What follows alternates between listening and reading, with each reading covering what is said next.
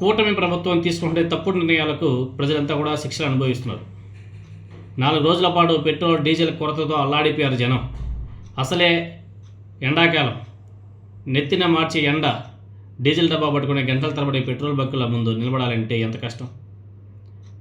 వేలాది సంఖ్యలో మోటార్ సైకిళ్ళు, వందలాది సంఖ్యలో కార్లు, ట్రాక్టర్లు, లారీలు డీజిల్ కోసం పడినటువంటి బాధలో అన్నీ ఇన్నిగా. ఇంకా ఆక్వా రైతులు, వాళ్ళ గోడు చాలా దీనమైనది. ఒక్క నిమిషం గాలి ఆడుకుంటే రొయ్యల పంట మొత్తం కూడా నాశనం. డీజిల్ లేకుంటే జనరేటర్ ఆడదు, జనరేటర్ ఆడుకుంటే గాలి మరలు తిరగవు. రైతుల్లో ఆందోళన, భయం, ఆవేదన ఏ స్థాయిలో ఉంటాయో ఒకసారి మనం కూడా ఊహించుకోవచ్చు. ఇంకా ఆటో వాళ్ళ గురించి మనం ప్రత్యేకంగా చెప్పుకోవాల్సిన అవసరం లేదు. వాళ్ళైతే ఇంకా నరకమే. వాళ్ళ దగ్గర ట్యాంక్ నింపుకునే డబ్బు ఉండదు. 1 లీటర్ 6 లీటర్ పట్టించుకొని తిరుగుతూ ఉంటారు. 3-4 గంటల క్యూలో నిలబడి 1 లీటర్ పట్టించుకుంటే గంట కూడా రాదు, మళ్ళీ క్యూ. వాళ్ళ ఆవేదన వర్ణాతీతం. పంట కోతలో హార్వెస్టర్లు నిలిచిపోయాయి. దుక్కి దున్నాశనం ఉండే ట్రాక్టర్లో నిలబడిపోయాయి. వారు వీరనే తేడా లేకుండా సమాజంలో అన్ని వర్గాల ప్రజలు కష్టాల పాలైనారు. ఆంధ్రప్రదేశ్లో ఎవరు దీనికి కారకులు? ప్రభుత్వాల నిర్ణయాలు. స్వప్రయోజనాల కోసం, సొంత లాభం కోసం, సొంత కాంట్రాక్టర్ల కోసం వీళ్ళు తీసుకుంటే తప్పుడు నిర్ణయాల వల్ల ప్రజలు కష్టాల పాలయ్యారు. ఆయిల్ కంపెనీ దగ్గర పెట్రోల్ డీజిల్ స్టాక్ లేదా అంటే 60 రోజులకు సరిపడా ఉందని చెప్పేసి వాళ్ళు ప్రకటనలు ఇస్తున్నారు. మరి ఎందుకు ఈ కొరత? మన ఆంధ్రప్రదేశ్కి పక్కనే ఉన్నటువంటి తమిళనాడు కానీ, కర్ణాటక కానీ, ఒడిశా కానీ, అదేవిధంగా తెలంగాణ, ఈ రాష్ట్రాల్లో కానీ ఎక్కడా కానీ కొరత లేదే. మనకే ఎందుకు వచ్చింది? ఆంధ్రప్రదేశ్కే ఎందుకు వచ్చింది? ఈ ప్రశ్నకు సమాధానం చెప్పాల్సింది ఎవరు? ప్రభుత్వం, ముఖ్యమంత్రి, డిప్యూటీ చీఫ్ మినిస్టర్, మంత్రులు, సివిల్ సప్లైస్ శాఖ మంత్రి, అధికారులు సమీక్ష చేయాలా. వీళ్ళు ప్రజలకి చెప్పాలా ఇలా వచ్చిందని చెప్పేసి. అవేవి చేయరు. నారా చంద్రబాబు నాయుడు గారు సమీక్ష చేసినట్టు కలెక్టర్ మీద ఆగ్రహం వ్యక్తం చేశాం, హెచ్చరికలు జారీ చేశాం అని చెప్పేసి వార్తలు మాత్రం గట్టిగా ప్రసారం అవుతాయి. సమస్య ఎక్కడుందో ఎవరు కూడా పట్టించుకోరు. వీళ్ళకి తెలుసు, కానీ ప్రజలకు చెప్పరు. ఎందుకంటే వీళ్ళు తీసుకుంటే నిర్ణయాలు అలాంటివి కాబట్టి. ఇవి ప్రజలకు తెలిస్తే మళ్ళీ ప్రజల నుంచి వ్యతిరేకత ఏర్పడుతుందని చెప్పేసి అవి కూడా చెప్పరు.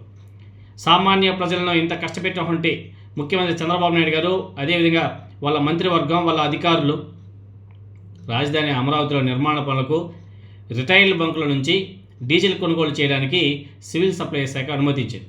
చాలా దుర్మార్గమైనటువంటి ఆలోచన. అది చట్ట విరుద్ధం.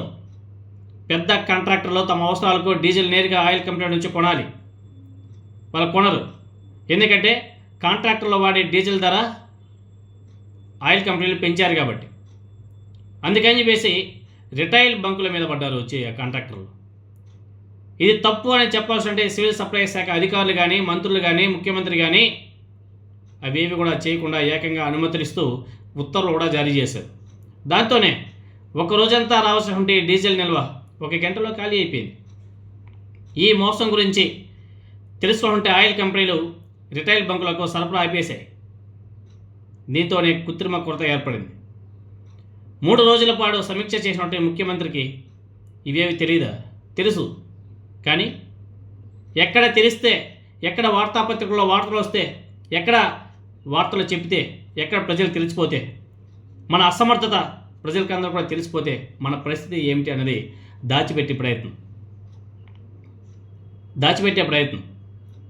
ఫలితం ప్రభుత్వ అధికారుల ప్రభుత్వం ఎంత నిర్లక్ష్యంగా వ్యవహరించిందో చాలా స్పష్టంగా అర్థమవుతుంది. కేంద్ర ప్రభుత్వం నుంచి రాష్ట్ర ప్రభుత్వానికి చీవాట్లు వచ్చాయి.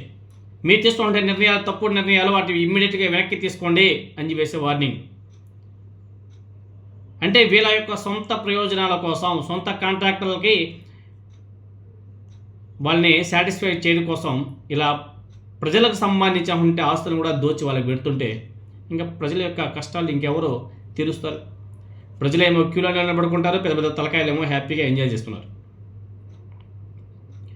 డబ్బు ఇచ్చి కొనుక్కునే వస్తువుకు కూడా ఎండలో, ధూళిలో గంటల తరబడి నిలబడాల్సిన దుర్గతి సామాన్యులు ఎందుకు అనుభవించాలి? ప్రభుత్వం చేసినటువంటి తప్పులకు వాళ్ళ మీద చర్యలు కూడా తీసుకోవాలి కదా. ఎవరు దీనికి అనుమతి ఇచ్చారో వాళ్ళ మీద కఠిన చర్యలు తీసుకోవాలి కదా.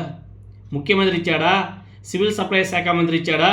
లేకపోతే మంత్రి నారా లోకేష్ గారు ఇచ్చారా? లేదా deputy chief minister Pawan Kalyan garu ఇచ్చారా?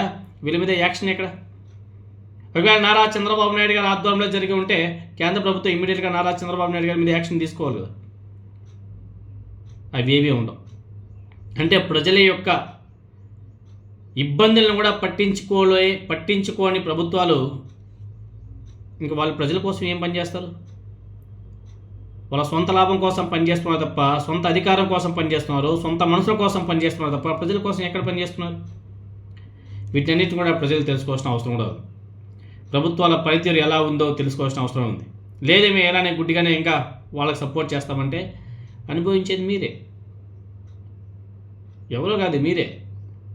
కాబట్టి ప్రభుత్వం తీసుకున్న తప్పుడు నిర్ణయాలను ప్రతి ఒక్కరు కూడా ఖండించాల్సిన అవసరం ఉంది. లేదు తప్పుడు నిర్ణయాలను కూడా మనం సపోర్ట్ చేశామంటే చాలా తప్పు అది.